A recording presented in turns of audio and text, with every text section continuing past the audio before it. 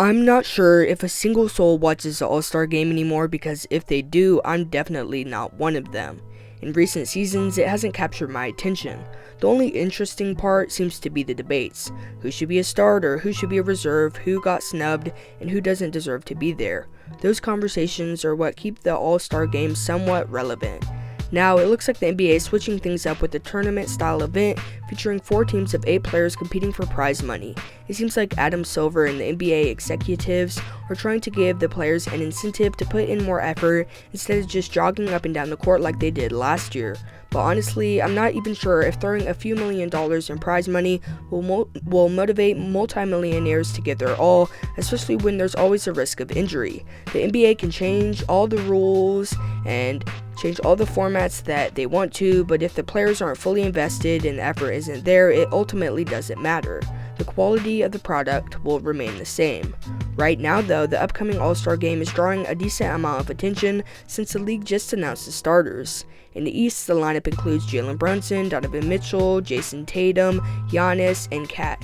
It's a bit surprising to see 2 Knicks players in the starting lineup, and while I had a feeling Kat would make the team, given the lack of forwards in the East who can match his level, Brunson's spot had tougher competition, because there's guards like Trae Young, Darius Garland, Damian Lillard, LaMelo Ball, and Cade Cunningham, and they all make legitimate debates. For now though, let's break down the East starters one by one. First up is Jalen Brunson, who earned his spot by leading the Knicks to the 3rd seed while averaging 26 points and 7 assists per game.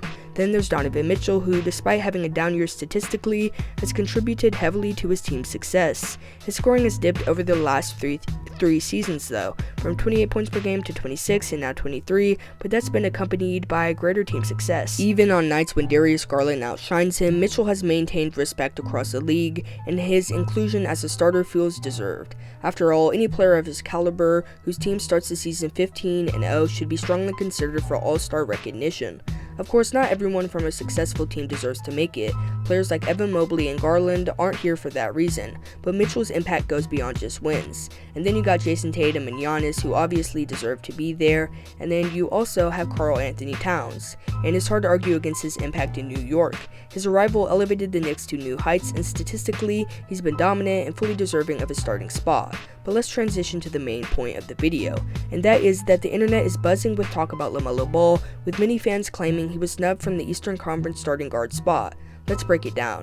First, it's important to understand how the voting process works. The fan vote accounts for 50% of a player's ranking, while the media and player votes contribute 25% each. Although LaMelo ranked 1st in the fan vote, he finished 3rd in player voting and a shocking 7th in media voting.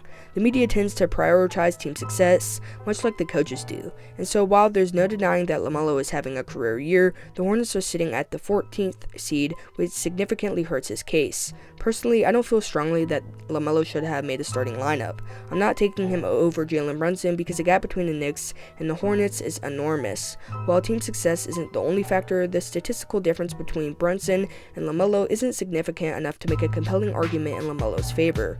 Now, if we're strictly talking about entertainment value, LaMelo would have been a great pick. His free-spirited, flashy playstyle is perfect for the All-Star game setting, but when you look at the overall picture, it's hard to justify placing him over either Brunson or Donovan Mitchell at this point. If we're assigning blame for his exclusion beyond the Hornets' lack of success, it's worth pointing out how the media views him.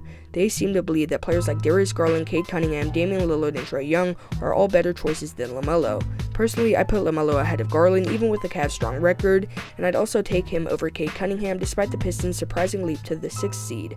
When it comes to Lillard and Young though, it's more debatable. You could argue either way, but LaMelo feels more like he's on the outside looking in than many fans are willing to admit. Now, let's shift our focus to the West, where the All-Star starters are Steph Curry, Shea, LeBron James, Kevin Durant, and Jokic.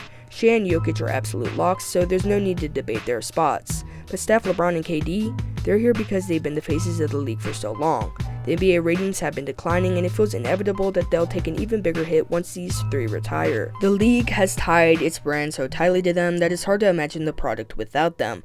That said, there's no reason Steph Curry should be an All-Star starter this year. He's having a down season by his standards, and the Warriors are sitting at the 11th seed.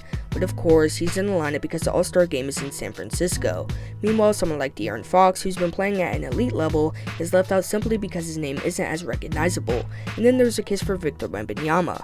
Honestly, I feel like Wemby should have been an All-Star starter. If the NBA wants players who will truly take All-Star Weekend seriously, he's the guy.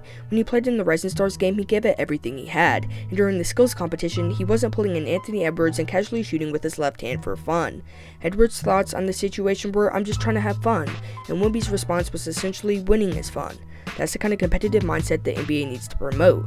The league should focus on introducing newer stars like Wemby and LaMelo Ball to the broader fan base now, so that they're ready to carry the torch once players like Curry, LeBron, and KD retire. It's time to start building the next generation of stars. But what do you think? Should Wemby and LaMelo have been all-star starters? Tell me in the comment section below. Until next time, peace.